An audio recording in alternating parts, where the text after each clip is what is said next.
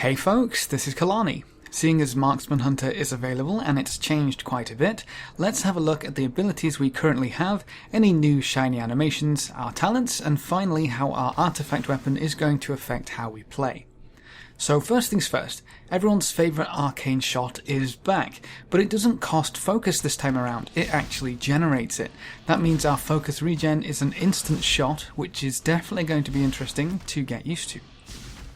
Now if we're generating focus, we need to spend it. Aim Shot is still our go-to by the looks of things, and it's changed a little bit too. Firstly, you can't move and cast it, so we're back to standing still to cast Aim Shot. Secondly, after you get your artifact, there's a chance that a few extra arrows will join your Aim Shot. It actually looks super cool. There's a new mechanic in play for the next ability. Every Arcane Shot and Aim Shot has a chance to mark your target with Hunter's Mark. Now this is completely different from what it was previously, because that Hunter's Mark allows you to use Marked Shot. Marked Shot can be used on Hunter Mark targets, but it applies a debuff which seems to be the most important part of marksmanship this time around. Victims of your Marked Shot are debuffed with Expose vulnerabilities. This applies a 15% snare to the target and increases the damage of aimed shot against them by 25%. It lasts 10 seconds and stacks 3 times, so keeping it at 3 stacks for single target is going to be paramount. The fun part is that the Marked Shot can target up to 3 targets at once, so you can Aim Shot or Arcane Shot 3 targets until you can mark each one of them, then unload with Marked Shot to deal a decent amount of cleave damage.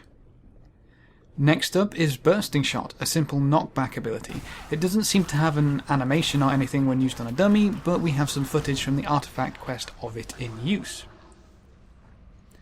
We still have Concussive Shot, so kiting shouldn't be a problem for single targets at least. Disengage hasn't changed, and neither has Flare. Instead of Rapid Fire, we now have True Shot, which increases haste by 40%, and the chance for targets to become marked is 100%. That'll give us a huge boost to both damage and the setup of those 3 stacks of vulnerability. Exhilaration hasn't changed and is now baseline instead of a talent. If you saw the survival video, you'll know that aspect of the Cheetah has changed. It now provides a huge boost to movement speed for a short duration, then a smaller speed boost for a bit longer afterwards. It's no longer a passive and doesn't daze you if you get hit. Aspect of the turtle is new, and it basically replaced deterrence. You don't take any damage while it's active, it reduces damage over time effects and all that good stuff, and you can't attack. It only seems to have 1 charge though, and you do lose deterrence. Counter Shot hasn't changed at all, it's still a long cooldown range interrupt.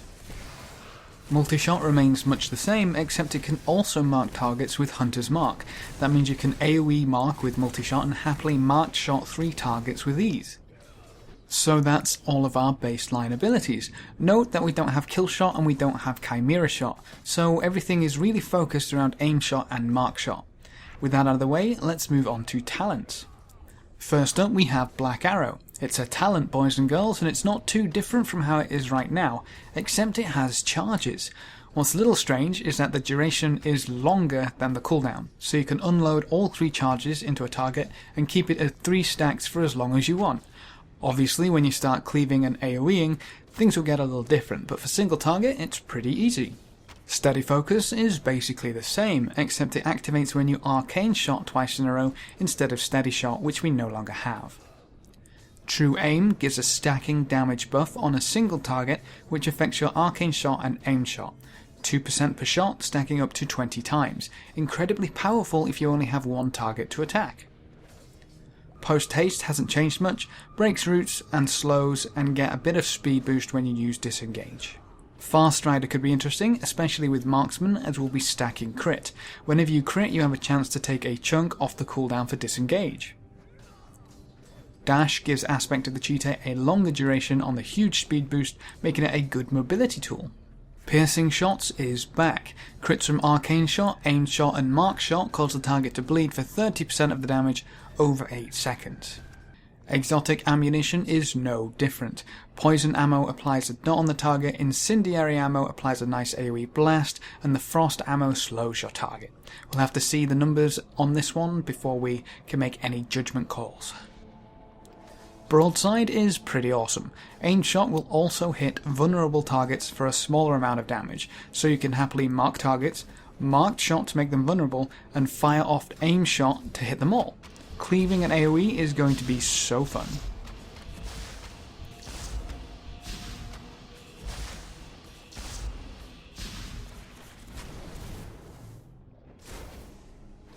Binding Shot is the same as we have now, throw the arrow down and it stuns anyone who wanders away. Wyvernsting shares the same tier and doesn't really change at all, simple sleep arrow for your favourite enemy. Camouflage is a tad different, it's actual stealth now, by the looks of the tooltip, and your first attack has bonus damage. Obviously it's also a talent, so it's no longer baseline. Light 'em Up is weird and potentially fabulous. Any target afflicted by Flare takes additional damage. Seeing as Flare can last quite a while, this might actually be somewhat viable on AoE fights. Heightened Vulnerability is interesting and maybe a little buggy. It's supposed to stack vulnerabilities up to 3 on the next marked shot, but if you have more than one target for the marked shot, it only applies 3 to the main target and then 1 to everything else. Maybe that's intended, or maybe it's a bug.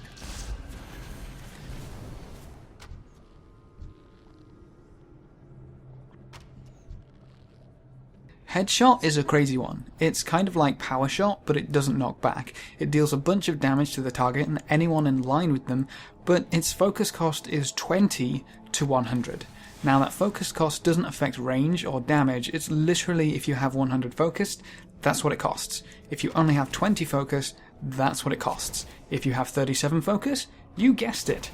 It's an interesting shot, and kind of like a kill shot in that you can unload all of your burst and finish up with a really powerful shot for basically no focus cost. A Murder of Crows is back with a vengeance, but without any changes.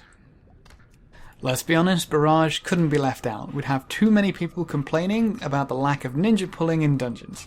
But in all seriousness, Barrage is pretty awesome. Volley? Is that Volley? Yes, it is. Not quite what it used to be. Instead, you target somewhere with Volley, and any target in the area gets a few arrows rained on their heads. No wasted arrows here. We're going to start something of a civil war, I think, between barrages and volleyers. I can see it now. Dark Ranger is as close to Sylvanas as you'll get right now, aside from maybe Black Arrow. You'll have a chance to summon some dark minions when you attack, and you also get a cool little shadow aura. These minions will taunt for you, so it's kind of like having a pet, even though you're a marksman hunter. There's quite a variety you can spawn as well. Kill Flip is going to be one of those hit or miss talents. When you disengage, you deal more damage for a little bit. That alone isn't all that cool, but when you take the talent from before, which can reduce the cooldown of disengage when you crit, we may just have some hilarious lucky streaks where you can keep Kill Flip up constantly.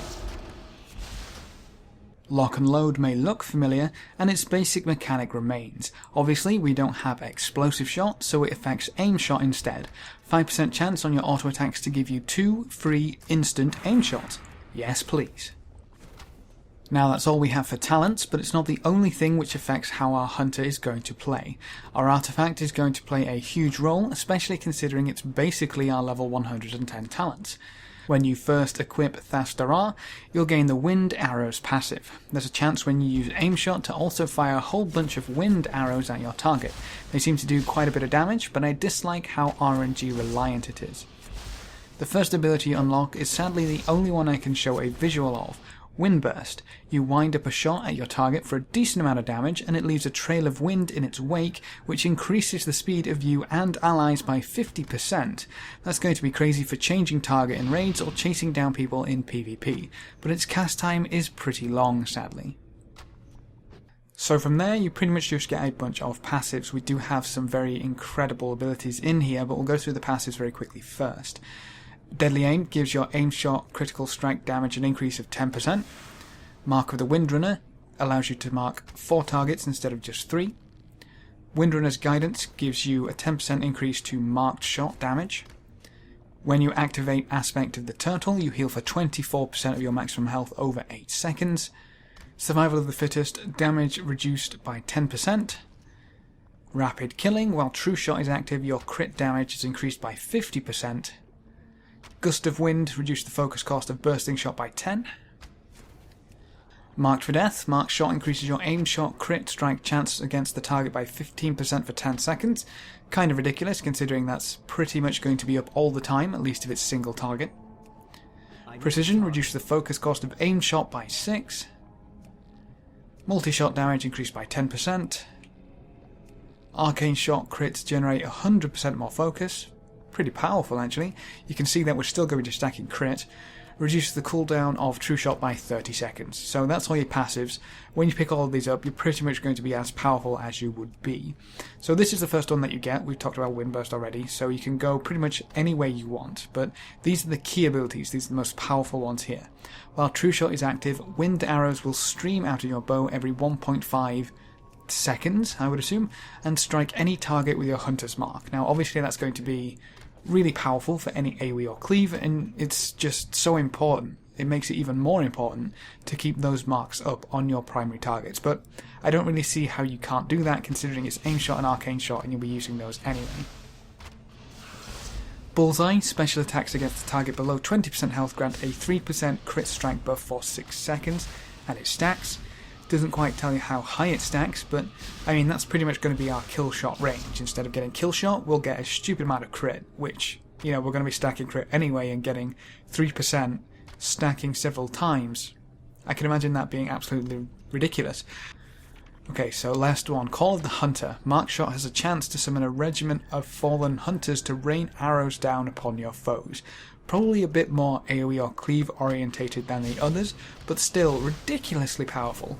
I mean, obviously the numbers aren't quite there for these abilities, but everything's just going to be happening so quickly all at once. It's going to be fantastic when you actually get to the point of having a full artifact. I really do wonder how well that is going to be gated and how long it's going to take to unlock everything, because, I mean, you just seem unstoppable at this point. This is Hunter, remember? Some other artifacts with some other classes have just ridiculous stuff. It's kind of crazy, but that is Marksmanship Hunter. That is your abilities, what we've got, what we don't, talents, how they've changed and how we think they'll interact together, and then the artifact and how ridiculous that's going to be when you actually get this full of artifact power. So that's it for this video. If you want to see anything from the beta specifically, leave that in the comment section below and I'll try to get back to you. If you have any questions, queries or theories, leave that down there as well and we can have a good old chinwag. Remember to leave a like just below the video before you leave, and if you want to see more, make sure to subscribe. But apart from that, thanks for watching folks, good luck and have fun, and as always, I will see you next time.